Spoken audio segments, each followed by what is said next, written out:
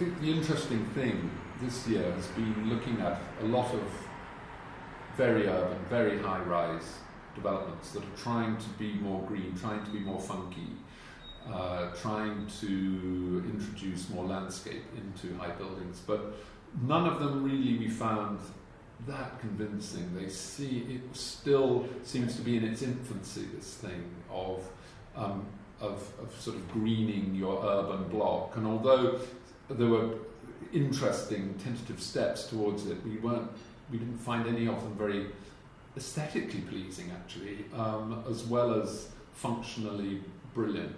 So what we looked at more were buildings which had very strong livability about them, and the winner is certainly the best of those.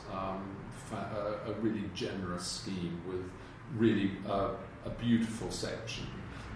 Perhaps you could say it appears on the face of it not to be particularly economic, having a lot of steps and big terraces and so on, but it's built and people are occupying it, and it's a very, very well done transition from interior to exterior, possibly the best I've ever seen, where full width winter gardens with very cool glazing allow planting to come sort of invade your interior space, and then a big deck, and then a most beautiful landscape beyond it. So the relationship of the rooms of the flat towards that space is really strong, really terrific. And then on the outside, it has a completely different facade. Now, this, strangely, is really unusual now. Buildings, all too often, all the facades are the same for no apparent reason because they face different directions, north or south, whatever.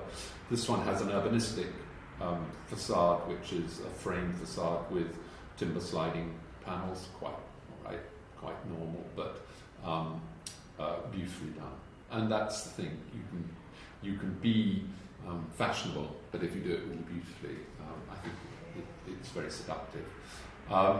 There were others. There's some very lively blocks with different depth slabs that go out and make interesting terraces that enliven quite ordinary, really blocks of flats, but make them much more interesting. We saw a really strong scheme in China, building up from houses up to multi-story within the same block, all the cars buried, really beautifully done, fabulously detailed. In the end, I think possibly its own brilliant complexity undid it, because we weren't absolutely convinced by all the bits, which of course is a problem if you do complexity. And then we saw more modest schemes in Sweden, which were kind of houses built of industrial materials, which I must say attracts me, because I like the idea that you don't spend too much on the outside of the house. Maybe you get bigger spaces inside where you really want them, and you can, if you maintain even cheap materials, you can keep them going for years and years. So they were very handsome houses, very simply laid out, well planned and intriguing. We had schemes which were perhaps more like a sort of Medina, with housing around little courtyards, always attractive, has to be beautifully done though. We did see one that was pretty damn good, but somehow didn't have the sort of the central space. We didn't have enough feeling for it. In the unbuilt project, we saw a fascinating tower in Beirut with possibly the best net to gross I've ever seen.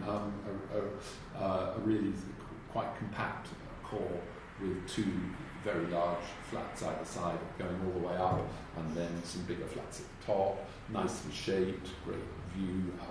Patently Beirut sort of has a looking towards away from the mountain, great views, and the apartments really well laid out, really interesting, kind of fairly tough aesthetic, but really well carried out, very attractive.